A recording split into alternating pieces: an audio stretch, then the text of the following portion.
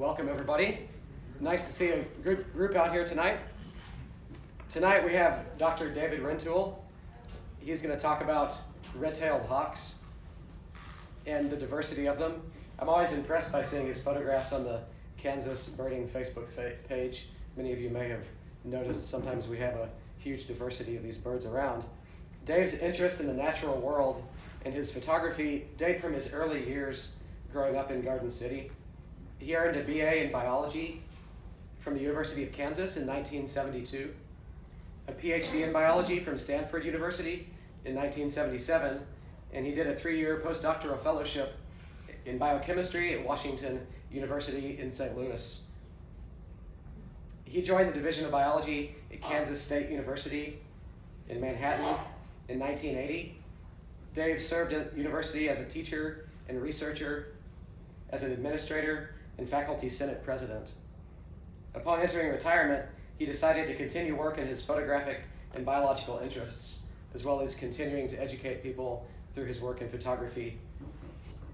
Since retirement, he's also exhibited work at 2 art galleries in Manhattan, Kansas, and has published 3 works of nonfiction where he uses his photography to help drive and enhance his narrative. So he's got a lot to tell us tonight about red-tailed hawks. Welcome, Dave. Thanks.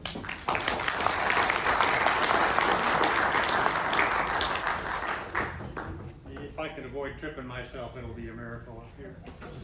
I'm glad to be here. Oh, this thing here, use it here. I don't want to get in front of it. Is that better? No, it's not on. It's on. It's on. Seems on.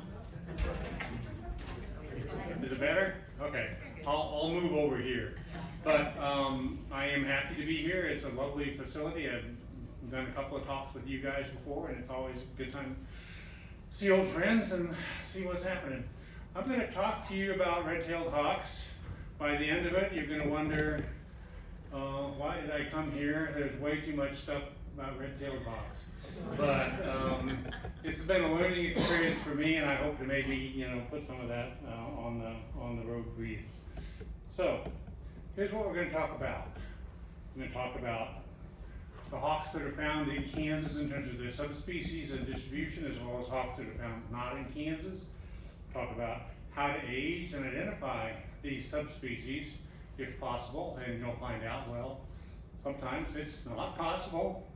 And then I did a little photo survey. When I retired, I decided I needed something to do, so I'll talk a lot about that and tell you why, what are we addressing. It is actual research, even though it's fun. And then a little bit about what and how and when, and then finally some results. And then, even though there are always results, if you're a scientist, there are things that you don't know, and you may have to put into perspective. So let's go. The hawks of North America, this is the most common hawk, as you all know, Buteo jamaicensis. There are subspecies of this. Well, what's a subspecies? Anybody know? It has an actual real definition. It's a type of hawk, a type of taxonomy that is pretty solidly defined as birds that maybe look different or sound different, but you can have some behavioral and plumage differences. But they also breed in specific areas, but they're not species because they can successfully interbreed and produce fertile offspring with birds of the other subspecies. There are, as you may not know, 16 red-tailed hawk subspecies. There's only 5, however, that make it to Kansas, and that would be Buteo jamaicensis borealis, the eastern red-tailed hawk, the Crider's red-tailed hawk, the Harlan's red-tailed hawk, the northern red-tailed hawk, and why this one isn't borealis is beyond me, but they screwed that one up. And then Coloris, the western red-tailed hawk. And as we all know, if you have ever engaged in keeping checklists updated, taxonomy is very fluid. I wouldn't call it a science. A friend of mine who's a taxonomist says it's doing God's work. It's a trickster God. But there are many things to stay tuned for. And these taxonomic schemes that we've been talking about tonight may be different tomorrow. I mean, who really knows? Okay, this is a map that shows you where these guys are all found. And you can see Borealis is the big boy throughout eastern North America, pretty much anywhere east of the Rockies. And west of the Rockies is the western red-tailed hawk, Calurus. In the Dakotas and into southern Canada is the range of the Criders, the real pale red-tailed hawk. Up north in the northern boreal forest is Abieticola, and then Harlan's hawks. These Harlan's, dark Harlan's hawks we see here in the wintertime breed in Alaska. They come here every year from Alaska and head back about this time of year to Alaska. So that's the scheme. There are a lot of other ones. There's the Fuertes red-tailed hawk, which is a lot, again, taxonomy being a fluid scheme. Many taxonomists say that's really just an eastern red-tailed hawk. You can't trick me. There is, if you've ever been to Florida, there's a dark red-tail that lives in Florida called Umbrinus. It doesn't leave Florida. These days, leaving Florida sounds like a good idea, but it doesn't do it. And then there's a bunch of islands that have their own, as well as all the way down almost into South America, Costa Rica, instance. Those are the ones that are we know of right now. And all of them have different, not all of them, all of these subspecies are different in terms of their plumage, and some of them even have differences within the subspecies that are called morphs. And let's talk about morphs. A morph is just a plumage type. It's not, some people call them phases. A phase is a word that a lot of people associate with something that's changeable. It's just going through a phase. Morphs are permanent. This thing, if it's a dark morph, it's a dark morph. It's going to stay a dark morph. Okay, so Borealis has one morph, as far as we know, unless you count Fuertes, which is a different morph, and we won't talk about that. Abieticola has, as far as we know, again, one morph. Criders has one morph. Then you get to the bad boys, Harlan's. There are three morphs of Harlan's hawks: dark, light, and intermediate, and we'll show you some of those and how to tell them apart. And there are three morphs of westerns: dark, light, and intermediate. And again, this is a cline, so somewhere in the middle, those intermediate things, some of them are darker, some of them are lighter. Nobody can say, you get, the experts will disagree with you on that's an intermediate, no, that's a dark. You know, so again, you're on your own. This is one place where your opinion actually will matter, because you can have an opinion and you can still be right. Sometimes in bird watching, that's not a good idea. Okay. The first step in any red-tail identification, determine the age of the bird. There are two main ages. People who are really good can tell you if this is a 3-year-old or a 4-year-old bird. And those people have generally been falconers who kept hawks and watched them go through molts, drop feathers, and you know that molt says this is what this looks like. I'm not that good. I farm that out to the experts, and they tell me stuff, and I believe it. So we'll see. But anyway, the eye color is light or yellow in a young bird, darkens as the bird ages, but you can have a 2-year-old bird that is still got a light iris. You can have a 3-year-old bird that still has a light iris. Some of them take a long time to change their eye color. They're going through a phase. But a dark eye says it's an adult. A light eye says it's probably a young one, but maybe not. A little more reliable is the trailing edge of the wing, and you can see it on these guys. This is a juvenile. This is an adult. The trailing edge of the wing is pretty much just diffuse in a young bird, but in an adult, it's dark and quite profoundly different if you get a good look at it. And again, that's going to be different with some of these morphs. Some of them have, even as a young bird, a pretty dark trailing edge, but in general, that's a good sign. And finally, the tail. The tail in a young bird, a first-year bird, is brown and banded, and in an adult bird is normally the name of the bird, red-tailed hawk. That is also not necessarily true all the time, because hawks can lose feathers, here's one who lost a feather and he's growing his feather out. If he loses a feather as a young bird, he'll grow out an adult feather. So that's a new adult, brand new red feather. This is about the time of the year when they start to molt. So most of our hawks that grew up around here, hatched out last April or May, and go about a year on those feathers, and then they grow mostly new feathers their second year. Some they retain, but this is the time of year when they start to do that. So all through the summer, you'll see these raggedy looking hawks who have lost 2 or 3 or 10 or sometimes a lot more feathers than that. But this is one thing you have to look out for.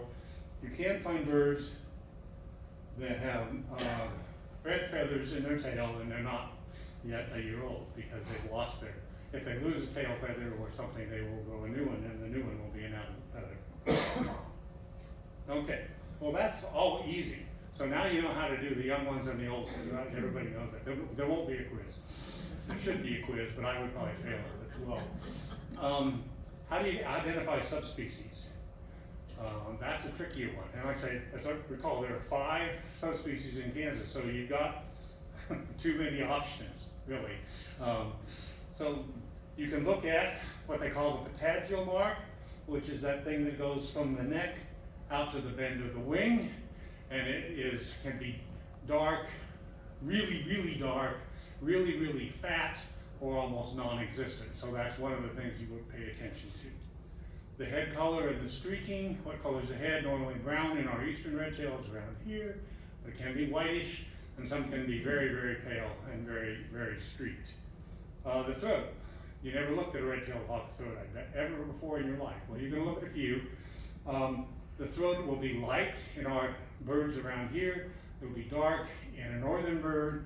It will be streaked in a western bird. And all of those things are also true for every other kind of subspecies.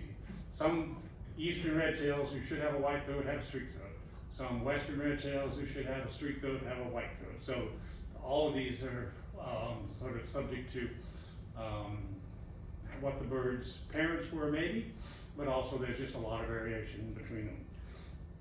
The belly band, how deep is it, how dark is it, how much pigment is in that belly band is a real key parameter as well.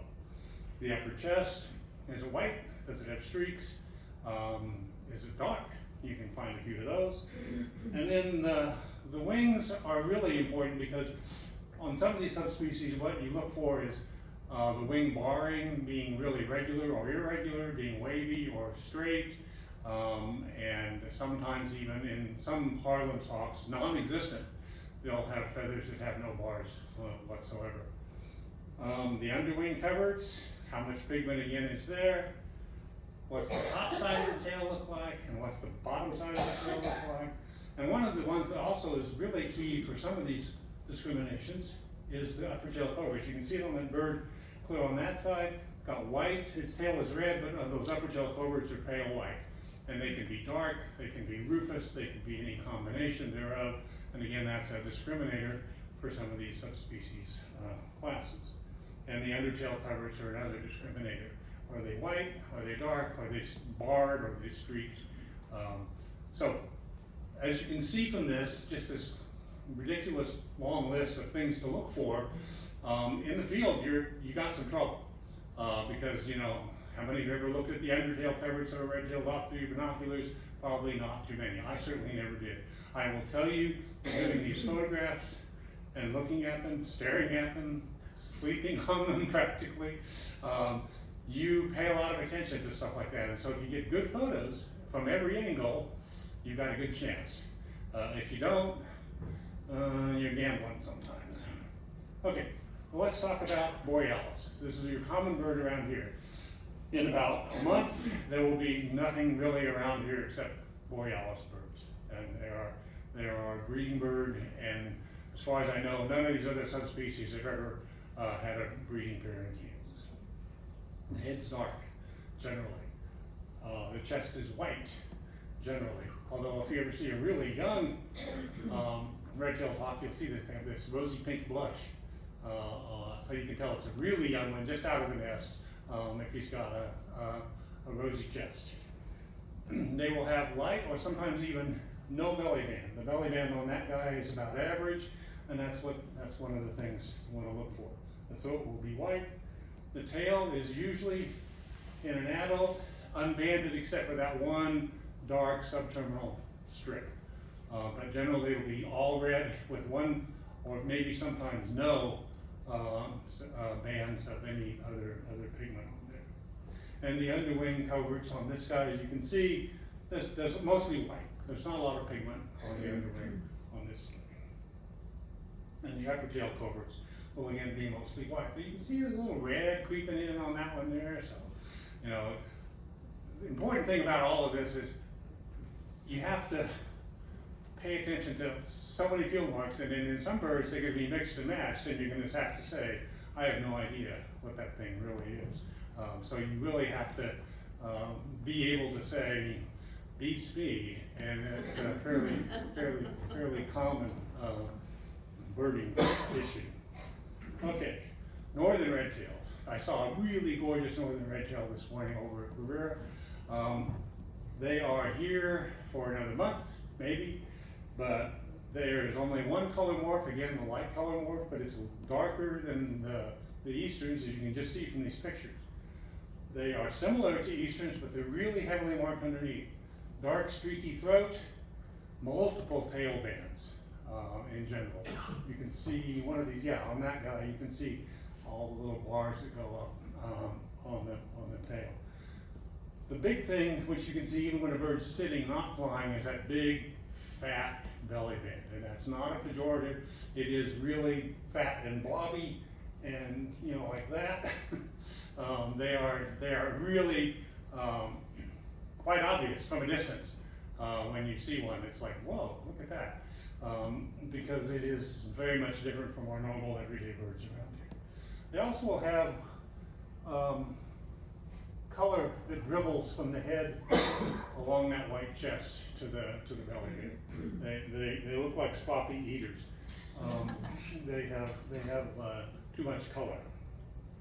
A whitish upper tail, and that's that guy. Okay, how many of you have seen a Crider's hawk?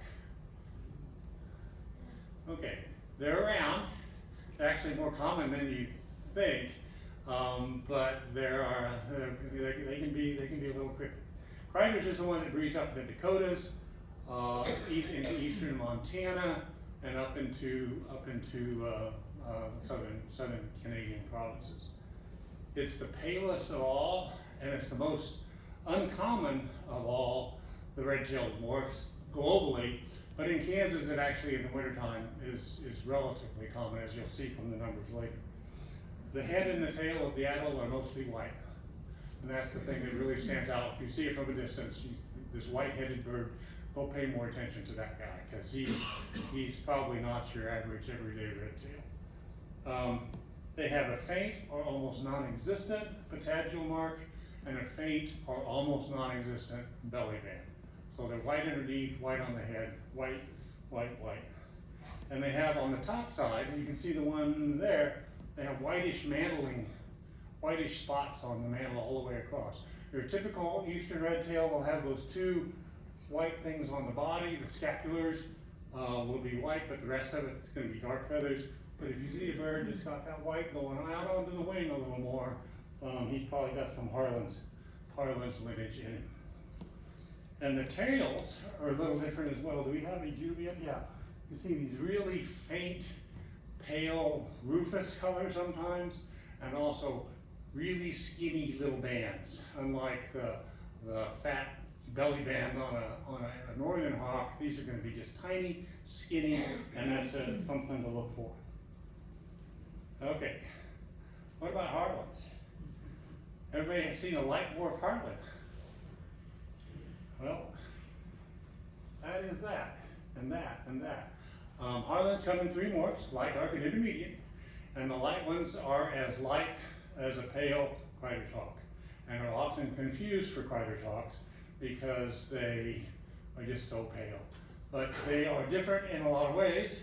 One is, look at the tail on that dude, that weird sort of caramel sundae look is a fairly typical look for a Harlan's tail. And the wings, you can see on this guy, he's got some wing feathers that are unbarred. That one that's got like where those bars come from, and then the rest of them have these kind of like, maybe we're barred, maybe we're not. We haven't thought about it too much. And then again, you get some that are completely unbarred. So the wings are just weird.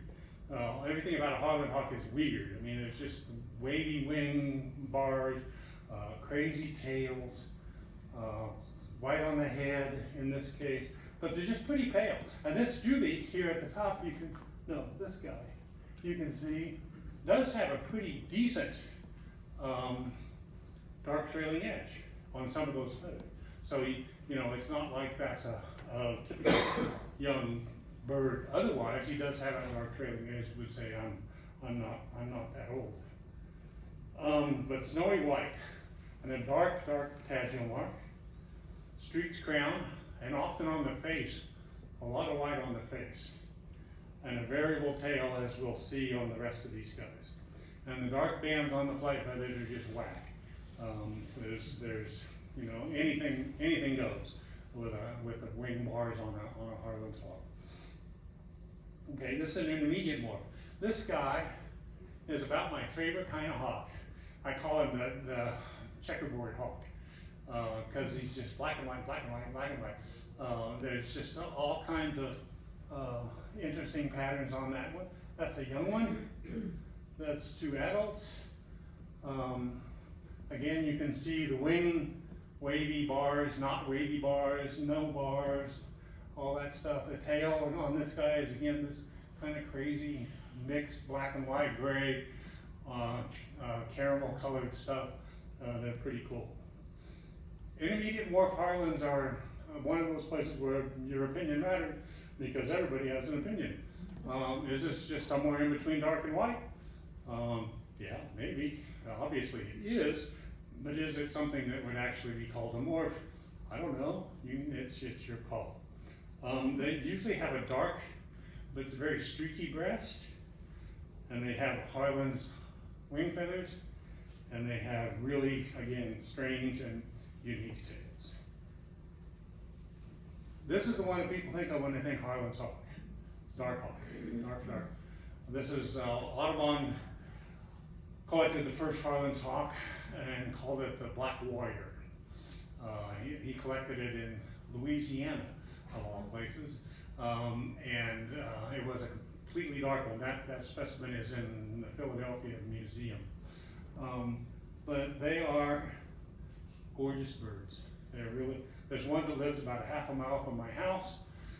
His name is Harley. My kids named him. This is his 10th winter on that territory. So he's been around a while, and he is black as coal. He really is just a gorgeous bird. He's a good looking critter. So the most advantaged black. They will have some white mottling most of the time. Sometimes they don't have any, really. They just look black. Unique mottled tails again, with all kinds of crazy colors going on. Again, the same kind of going on, things going on in wings. Barring that's wavy, barring that's not there. First year birds have, let's see, do we have a first year bird? Yeah, that guy, light iris. The tail bands are really, again, this is relative, they're fat. You remember what that priders look like with the skinny little, almost pencil thin ones. These guys are substantial. So that's another thing to pay attention to. And a first year bird, we'll show you in a minute, can have these white blobs that are really obvious. You can't, this is a field monk, you can see through your binoculars, you don't need a photograph. You can actually, it'll stand out to you the first time you see it. You go, wow, that's kind of crazy. Okay, here's some Harlan's tails. There's the white blobs on that young bird there in the bottom. It's basically the outer webs are dark and the inner webs are white, and it shows up in your binoculars pretty well. But these are all Harlan's hawk tails, some adult, some young. One thing about Harlan's hawks is everyone is different. If you see one and you get a good look at it, and he comes back next year, you know it's that same bird. They really are unique. It's like you can recognize, you know, your kids or your wife or your husband by the way they walk. You can recognize these guys from a long ways away just by that tail. There's some more. Just anything goes. Anything goes, honestly. Usually some combination of red and black, sometimes just black and white, and sometimes red and black and white all put together. There's all kinds of stuff that really goes on. Okay, finally let's get to this funny one, Polaris. 3 morphs. This is the white morph. Has a dark head but a dark throat, and like the white-throated easterns. Has rufous tones on the underside and the upper side. Multiple dark tail bands. Broad, really fat, broad patagium. It's usually this kind of rufous brown color. And the upper tail coverage you can see on this bird here are red. They're not white. And that's a good thing to look for if you think you got a western. This particular morph is the most uncommon red-tailed hawk in Kansas. And we don't have hardly any of them at all. But you go out west, they're everywhere. In California, New Mexico, Nevada, they're your common hawk. But here, this white morph is pretty uncommon. Very, very rare in Kansas in winter. It's what they call the holy grail of hawk watching in Kansas. Okay, there's an intermediate morph, or they sometimes call it a rufous morph, and they are, again, it's an opinion. Is this guy intermediate or is he what? But they're usually pretty rufous. I mean, usually if you get good light on them, you see they're red. They're not black. They're not that dark black-brown that a Harlan's hawk is. It's colorful, much more colorful, and pretty common out west. Not real common here. The first year, this guy is mottled black and white below. He looks a lot like a Harlan's hawk. Tail will be a little different. He won't have those weird, barrings in the wings. If he flies, you can see him. But if he's just sitting there, he's pretty much a dead ringer for a Harlan's hawk. And the dark morphs. This is the bird of interest to the red-tailed hawk project, folks, which I'll talk about in a little bit. They're similar to the intermediate morphs. They're a lot of rufous, a lot of red, but they actually are very dark, dark brown birds. But on most of them, you can see a hint of a belly band. See, it's a little light on the chest and then a dark bat, and then below that, a little light again. So you can actually, on a Harlan's hawk, it's really hard to see a belly band.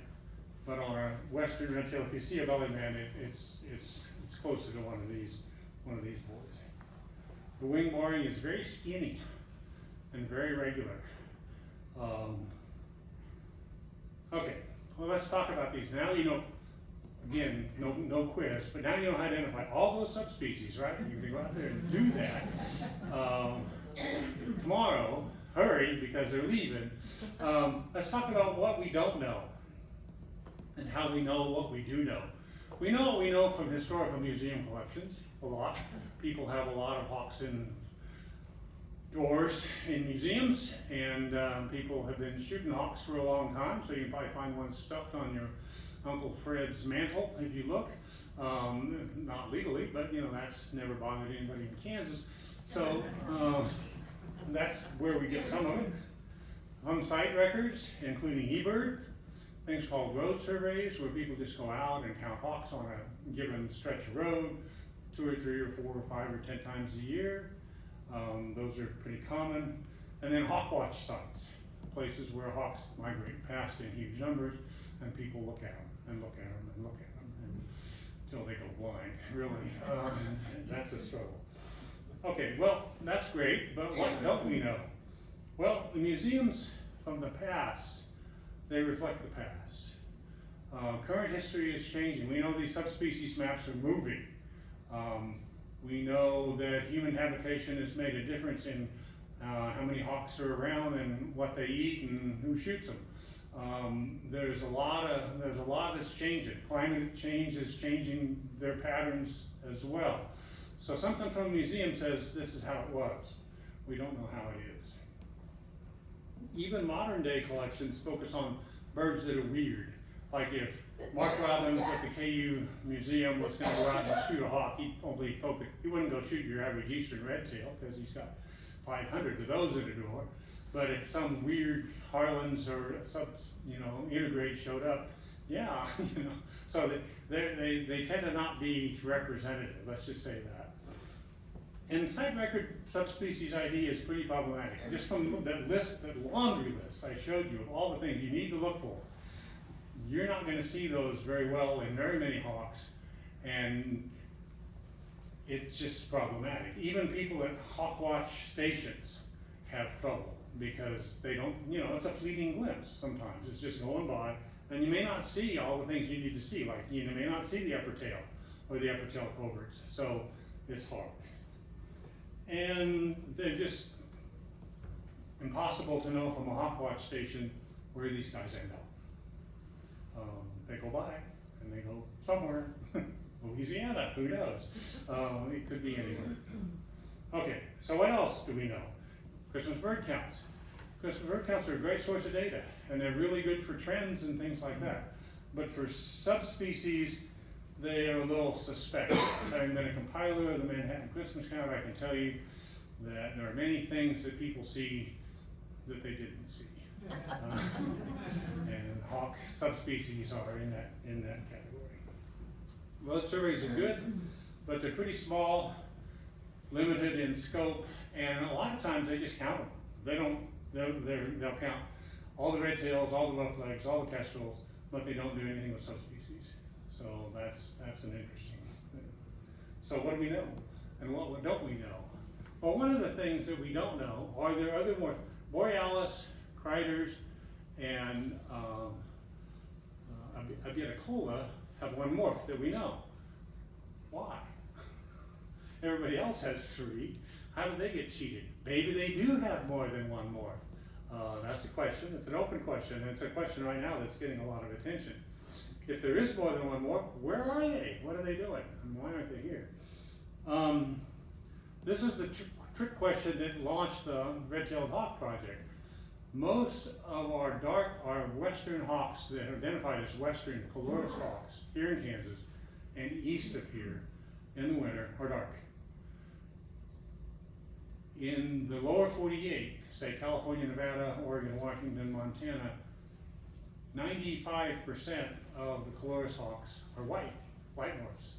Their dark morphs are really rare. If you show a dark morph western to somebody in California, they get excited because they don't see them very often. So why do we have wintering hawks that are unrepresentative of the state of the country? What are they doing? Where do they come from? Are they really westerns? Where do they come from? And maybe these questions are related. Maybe they're a dark morph of somebody else. We don't know. Maybe it's a dark eastern. Maybe it's a dark northern.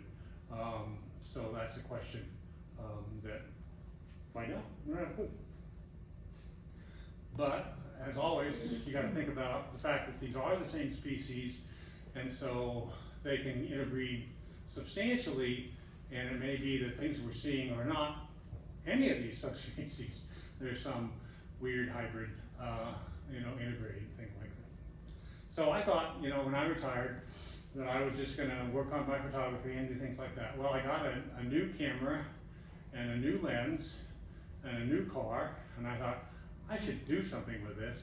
And so I talked to the hawk project people, and they said, well, we don't really know subspecies distributions, so maybe you can look at subspecies distributions. So I said, okay, and that's a good thing, because now we have digital cameras, pixels are a lot cheaper than film. I remember long ago and far away, Bob, we were out looking for a Hensel's sparrow, and you went through like 4 rolls of film on this stupid Hensel's sparrow.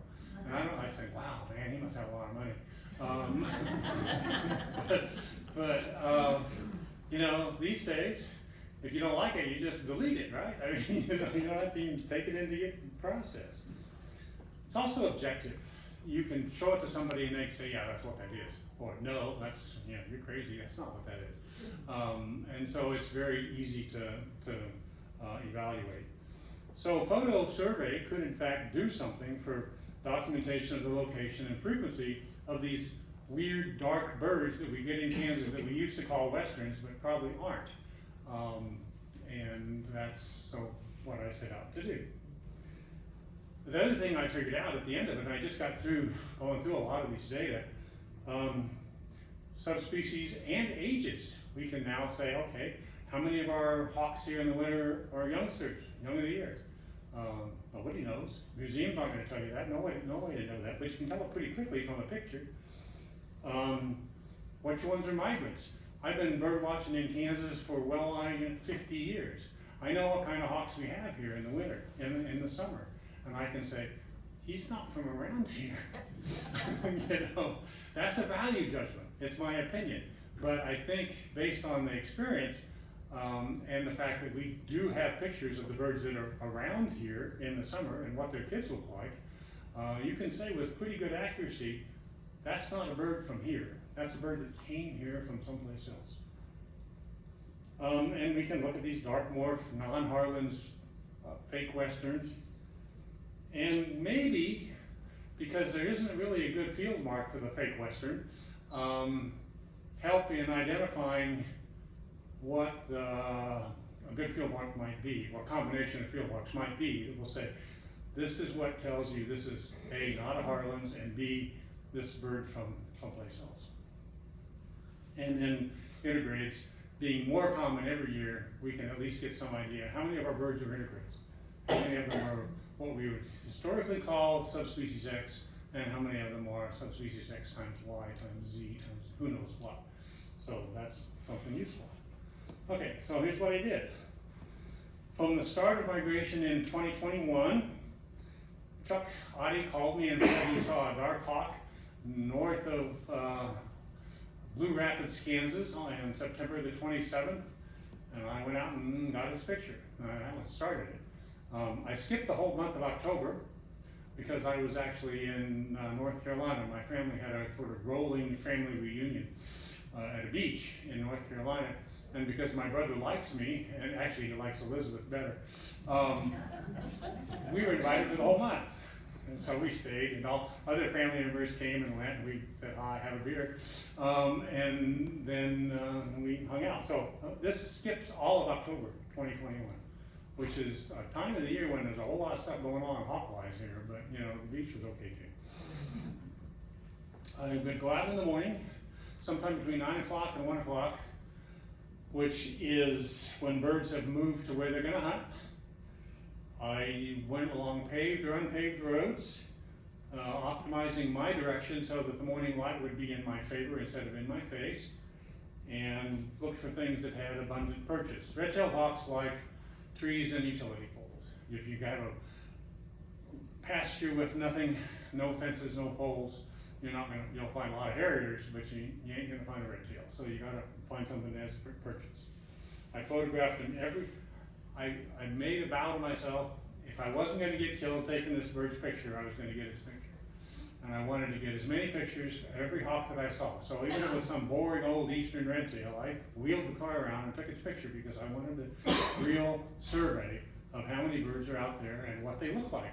And there are roads where this is not a good idea, and I am still here to tell you, so I obviously figured that out. But it is something to pay attention to, and unpaved roads are much better in that regard. I shot in burst mode because that gave me the opportunity to get all the angles. So a bird's flapping away from me, I can get its tail, I can get under its tail, I can get wings up, wings down, head, everything. So I've got a lot of pictures, you'll see. And then took all the pictures, made albums of each one, determined the age and the subspecies ID if I could. Oops, go back. And then sent them to Bryce Robinson, who's the coordinator of the Redtail Hawk Project, and he would say, "Nah, you're crazy. That's not what that is." So all of the subspecies IDs and certainly all of the ages past year 1 are his, and that's good because he knows a lot. All right, well, let's look at some raw numbers. These are scary. The area, mostly Riley, Pot, Clay, Geary, Dickinson, Wabunsee County, which contain 4,191 square miles. And those 6 counties accounted for about 96% of my pictures. I did take some pictures down here at Quivira.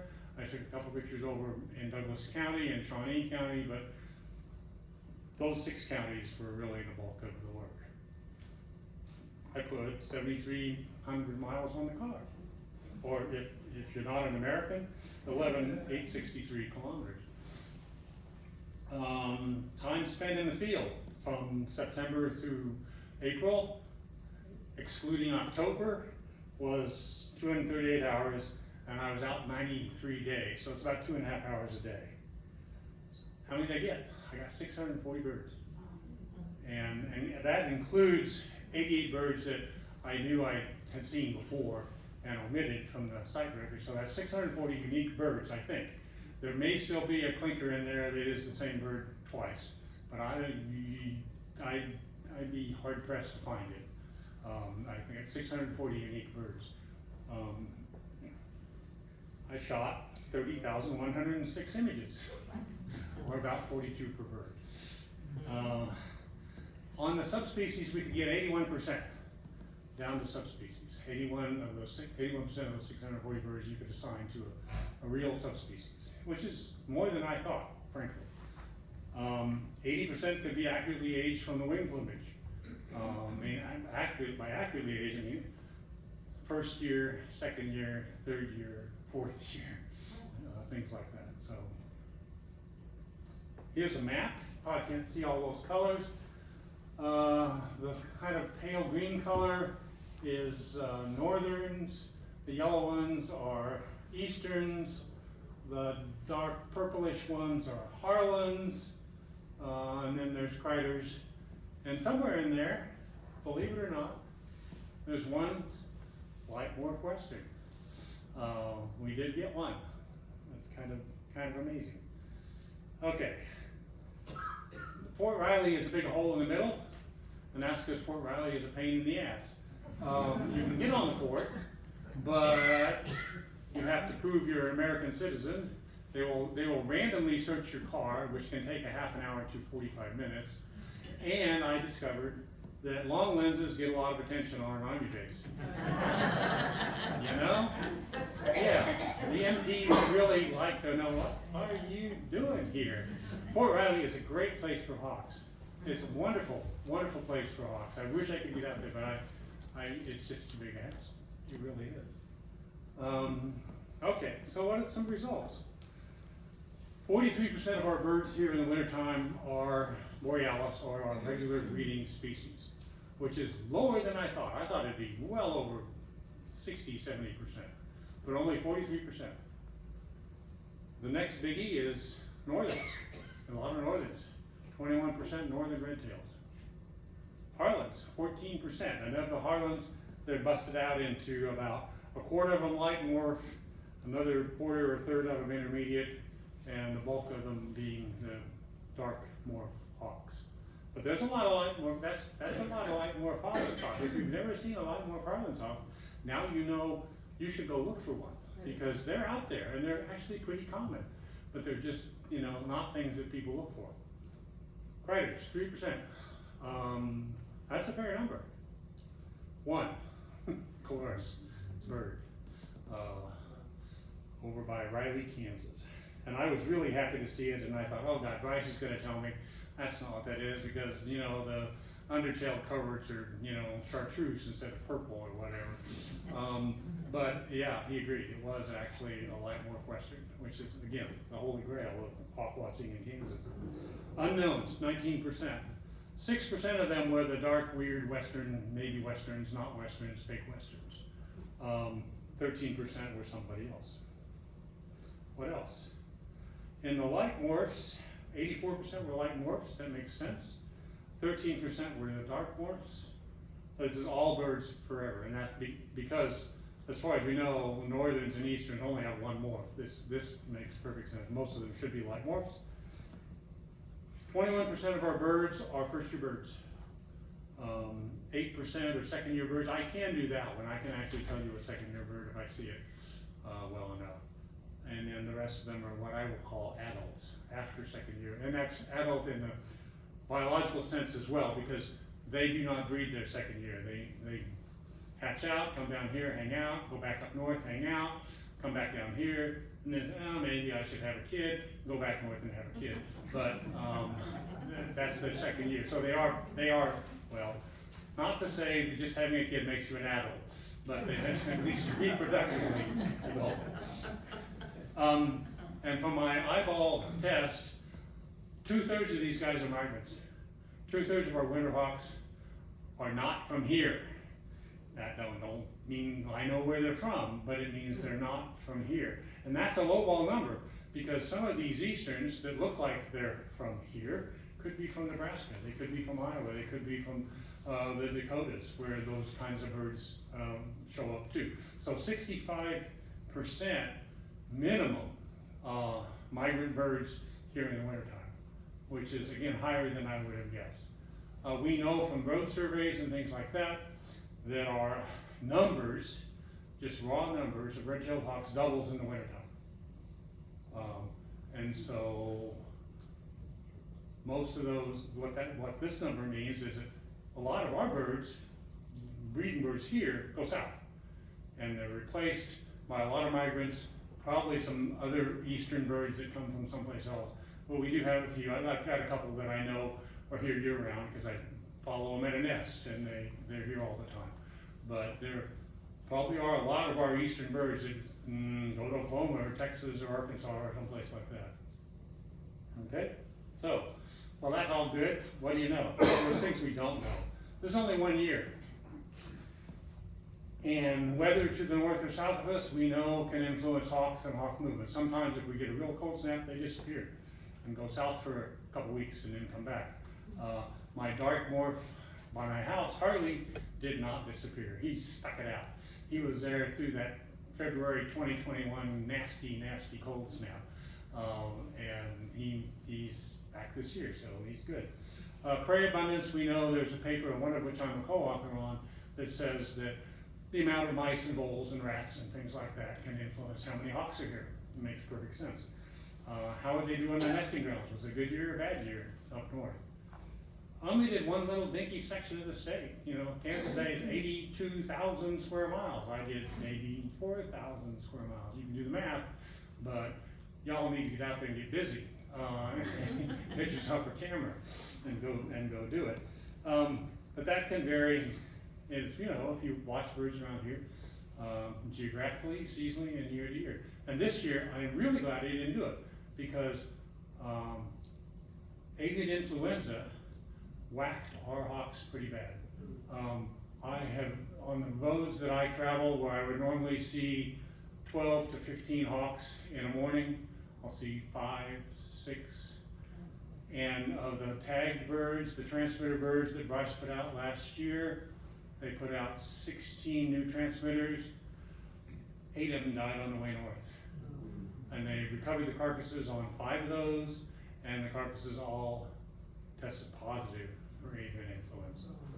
Red-tailed hawks scavenge dead geese and dead ducks, and an infected dead duck is a death sentence for a red-tailed hawk. So our numbers are way down this year. I'm hoping they come back next year, but I'm really glad I did this last year, because I would have not got this successful. There's no way. Some were maybe under-sampled, some were maybe over-sampled. I mean, a single person driving a car has to both drive and not get killed, and look for birds and take pictures. So there are birds that stick out, like really bright morph easterns that look like a searchlight sitting in a tree.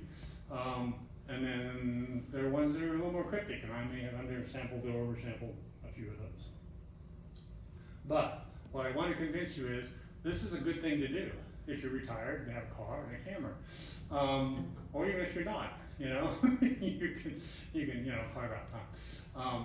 But we would really benefit from knowing more about not just this state, but even other states, what's going on in terms of diversity, because this is first, as far as I know, the first sort of conscious attempt to sample subspecies diversity in any redtail population. So there's lots to do. And I'd be happy to take your questions.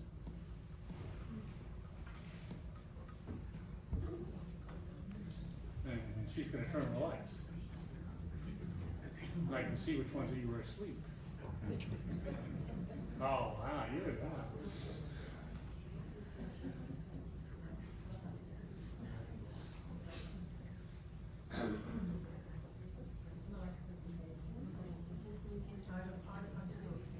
Yeah, Bob. Not getting questions, I'll make a comment. Dave, that's outstanding, I'm blown away. Yeah, What's the subspecies of the one that's up there through the whole presentation? the dark one? Yeah. That's one of those fake westerns. Look at all the tail band. Oh, the other thing that's interesting about Harlan's hawks is that the tail bands get fatter as you go to the tail. They're fat by the tail and skinny further out.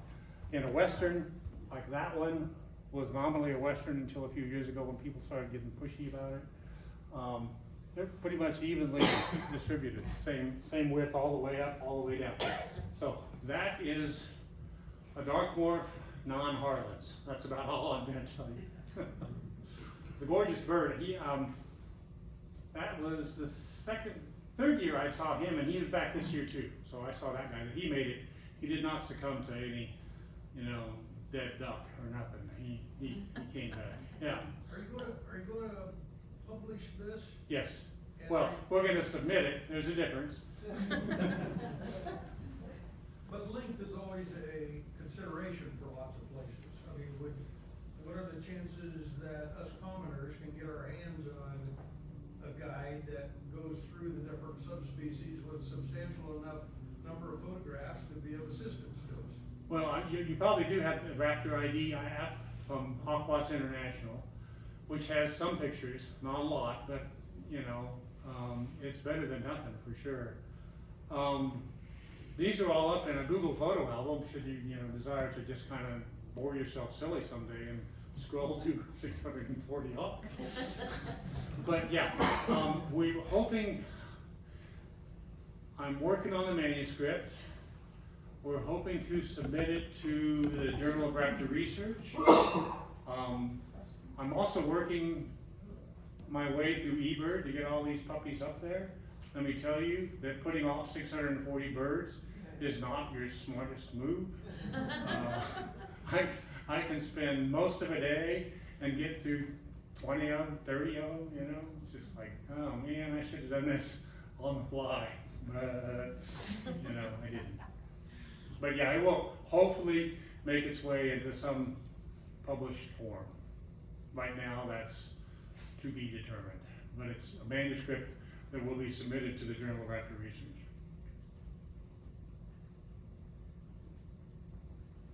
But the thing that I'd like to just impress upon you is you will learn so much. I mean, I started this thinking I was going to make a small contribution to science. What this has done is made a huge contribution to what I know and how I know it. And it is, I'm a real fan of lifelong learning, and this is really educational. Because you get, you look at all of these plumage details and you really start to notice things, and you start to notice things that maybe nobody's ever noticed before. And redtails are perfect for this because every one of them is different. Literally, every one is different. That's why field guides for redtails are stupid, because they can't put 640 of them. Yeah. How about a bird that appears to have an adult tail, really prominent upper tail coverts, but also prominent like the white panels near the tips that you would more typically associate with juveniles? Uh-huh. So it's got like a really white prominent upper tail coverts, but also white on top of the wing, out near the wing tips. Yeah, the juvies will have, their 10 primaries will be pretty pale. So they have kind of a white window, and when you see them above it in the sun behind them, you could really see that. Yeah, this bird was an adult though. It had like those kind of characteristics, but with the really brick red Well, it could, a second year bird will retain 3 or 4 or 5 of those outer primaries. Okay. And so it could be a second year bird that's got, you know, more retained primaries than some. And it still gives you that white panel outer primary look. But there are also birds. We had one, and it was really weird. Like I say, these things do not start to molt really till April or May. Mid-December, I photographed a bird that had adult tail, juvenile wings, light iris, and 2 or 3 new primaries coming in. So, and those are the first things to molt in April or May when the thing starts. And apparently there are other, Jerry Ligori had a little paper about this in another bird, that for some reason, some redtails decide December, January is when I want to molt, and they start. And it just freaked me out, because I look at that tail, I go, that's it. Oh God, what is that? You know? But it had new primaries coming in too, in the winter. It's like, oh, okay, whatever. But see, that's why I say, you learn, you know, you just learn so much from watching these guys and thinking about them too much, probably. I probably bored you all witless. But you will learn a lot. You really will. Yeah. As you spent 93 days in the field, 2.5 hours a day. Yeah. You obviously noticed behaviors and frequencies of other birds. Yeah. What did you learn from that? You know, for instance. Well, I learned that, well, again, if you don't have a place with perches, you won't find any redtails, but you'll see a lot of roughlegs, you'll see a lot of harriers. I learned that this year, I've seen as many roughlegs and as many harriers as I did last year, so they must not scavenge dead ducks, because those roughlegs go further north than most of our redtails, and somehow they didn't manage to get whacked on the way north last year. So, you know, I think that's something I've learned. But mostly I've learned what to pay attention to on these birds. And so now, I mean, 3 years ago, from a distance, I'd look at it and say, that's a red-tailed hawk. Today, from a distance, I can say, that's a northern red-tailed hawk, adult, which may or may not sound like progress. I mean, who cares, right? But it is something I've learned, and I enjoy it, so. Yeah. David, that's an excellent program. Thank you for coming. Do you post your eBird lists when you go out? I do now.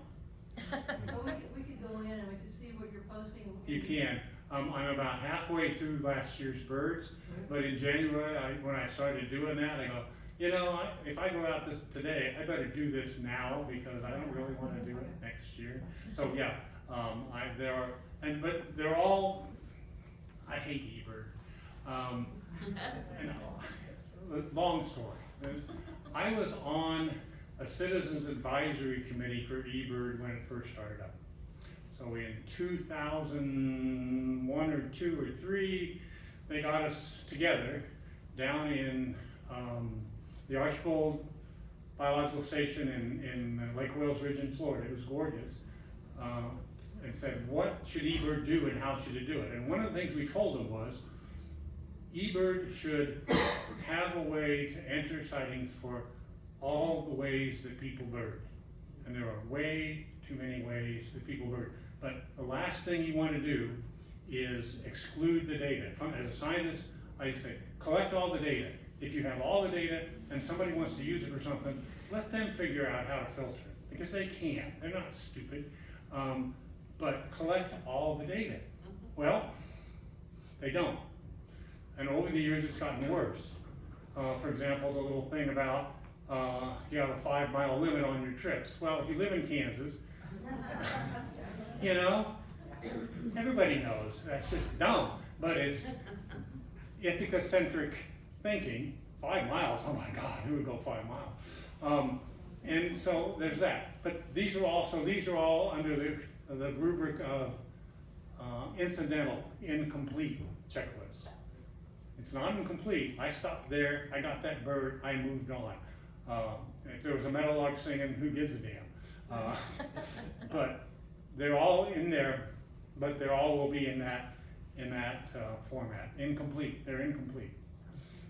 Yeah, bugs the crap out of me. Don't get me, you did, give me sorry, never mind. Yeah. Any markings, let us know what gender they are. No. And would we expect to see any in an urban area like Wichita?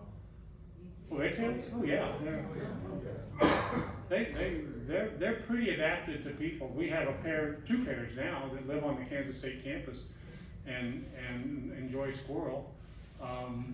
But yeah, they will adapt to people pretty well. I mean, there's what the pair that nests on a skyscraper near Central Park. I mean, you know, the Big Apple has them. Why not the Little Apple?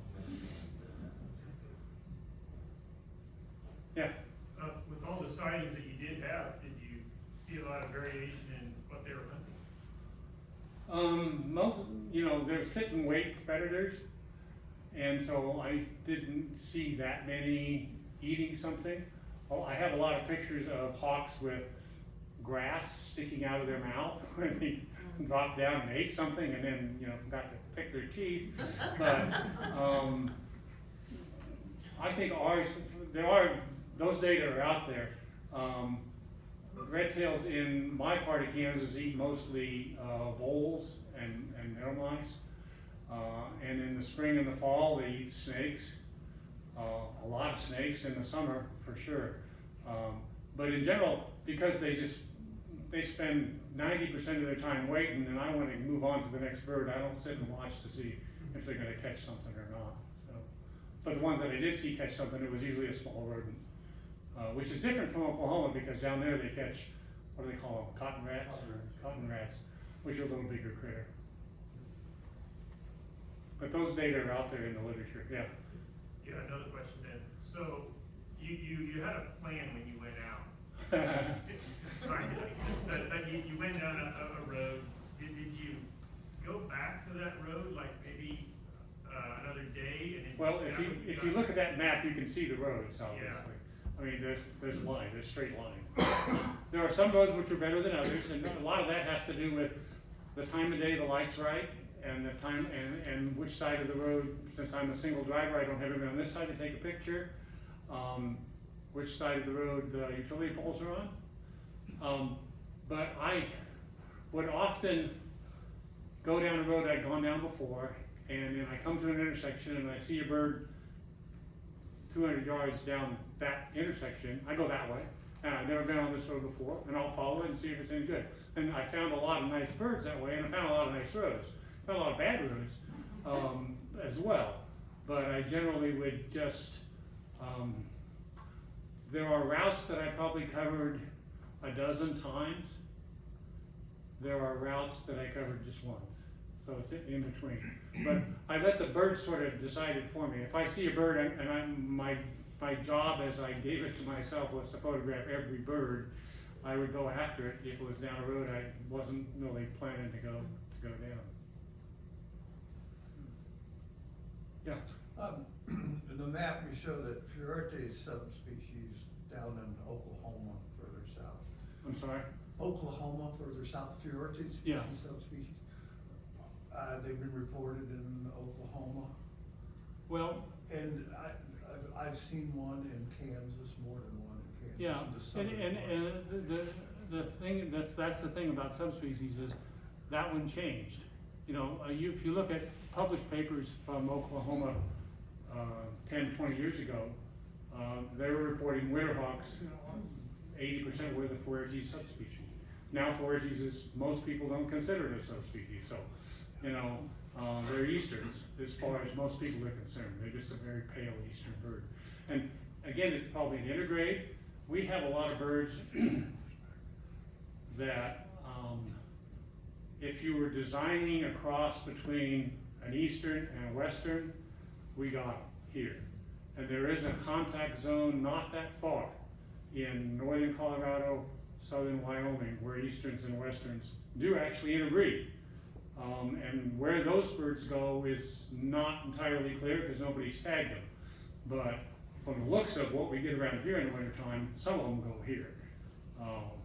And that is also true for the criders. There's criders is by some people thought to be an eastern as well. And so there's interbreeds between those that are almost but not quite pale enough to be a criders, but certainly way too different to be an eastern. So yeah, it's the interbreeds add to the spice. And the taxonomy, like I say, is always changing. So who knows next year where these may come back. I'm good. Yeah. Was it true that you had just one of those Polaris or Westerns? Because I feel like in Reno County I see them either intermediate. Well, or pale. what you want to look for on a light morph bird Yeah. that you think is a Western is the upper tail coverts. Are they red? Are they white? Are they in between? If they're bright red, yeah, you're closer. And then the undertail coverts should be barred, but faintly with rufous. And if it's white, well, at least most of the experts will tell you that's not a Western. But as you get closer to western Kansas, I mean, I grew up in Garden City, and I had, I've done some bird watching out in northwest Kansas as well. There are birds out there that are absolutely Westerns, but it's as you get into the state a little more, they really start to drop out fast. Reno County could still have some. Are those intermediate ones more common? Have like a rusty. Yeah. But the undertail coverts, if they're barred, yeah, and then ding, ding, ding, ding, ding. That's what you got. I have a feeling. Yeah, well, you got to look at a lot of hawk butts, but it's a living. Yeah. What encourages them to winter here in Kansas? I'm sorry, speak up. What encourages them to winter here in Kansas? Rodents. We have a nice mix of ag and pasture land, particularly up where I live in the Flint Hills. And that diversity of habitats means there's a lot of food. And if there's a lot of food, they'll find it. And the fact that they come back to the same territory 10 years in a row says they pretty well know where the food is. They don't mess around. And that's the curious thing. A young bird just coming south for the first time. What's good around here? Well, nobody's going to tell you, dude. I mean, that's my territory. Just get out.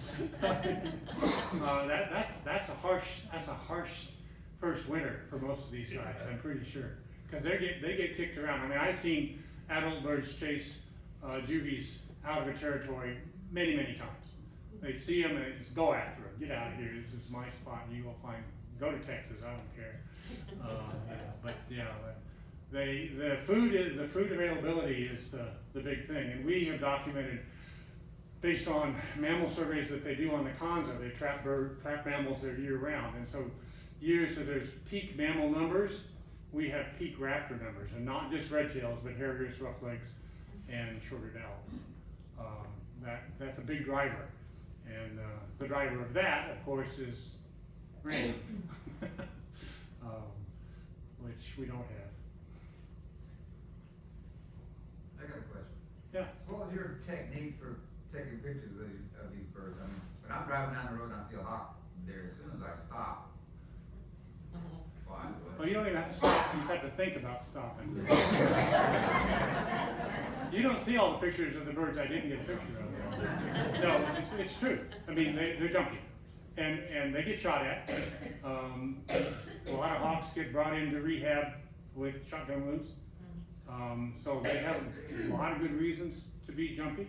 I have found that young birds, first-year birds, are a lot less jumpy. So I may oversample young birds just for that reason, because they'll let me get close. And the stupid ones aren't here next year because somebody shot them. But yeah, they jump. They jump a lot. And that's why I shoot in a burst mode, so that if I only have a second, I still got 10 pictures. Makes a difference. It really does. And like I say, pixels are cheap, so have at it. Yeah, Bob asked me the same question at dinner, you know. They just jump, and they do. There's no question. And a lot of them get away. So you're just shooting out the car window? If I have to shoot out the car window, I will. If I can get out of the car, I'll get better pictures because I have heat wave issues from the car. Right. And also have more, it's like being the tail gunner in a V26. You got a lot more angular swing, you know.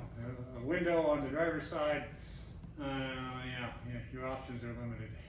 So I try to get out of the car if I can, but they will definitely jump if you get out of the car. But a lot of times, like these guys, this guy jumped and then he came back to check me out. And that's really not that uncommon. If you don't look like, you know, really threatening or whatever, I don't know, but they will come back and look at you and say, you know, should I have jumped? You know, no, stay right there. Actually, I like it when they fly because it lets me get more angles. So I don't mind if they fly. It's when they fly straight away from you that it's kind of a bummer. Literally. Could you say a little bit more about your camera and the lens and what? The camera and the lens. The camera is an Olympus mirrorless body. And I have two. One is a M1X, and the other one is just the OM1. It's the two, I guess you could call them top of the line Olympus bodies. And the lens is the best lens I've ever owned. Sorry, Bob. It's a 150 to 400 millimeter zoom, but on these mirrorless Olympus bodies, because it's a half-size sensor, that means it's a 300 to 800 millimeter zoom. So you've got 800 right away. It also has a little lever that you push that kicks in a 1.2 teleconverter. So you're at 1,000 millimeters. Bang.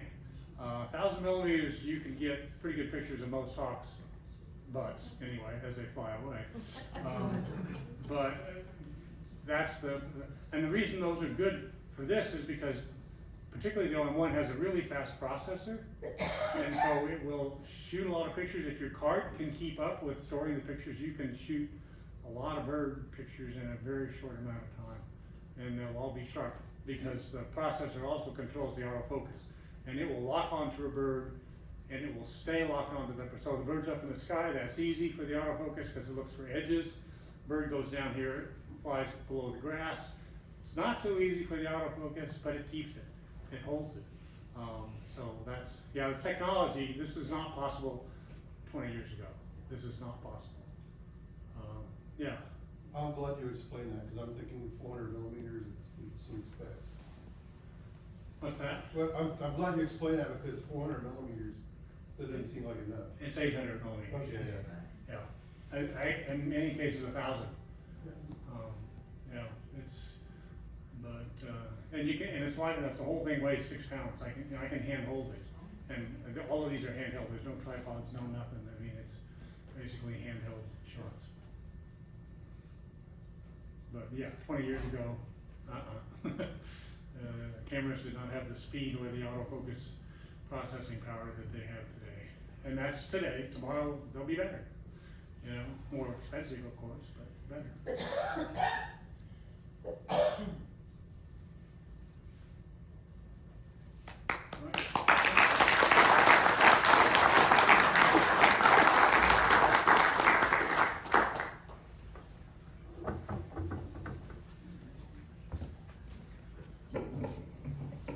Come join us in the classroom for refreshments. Okay.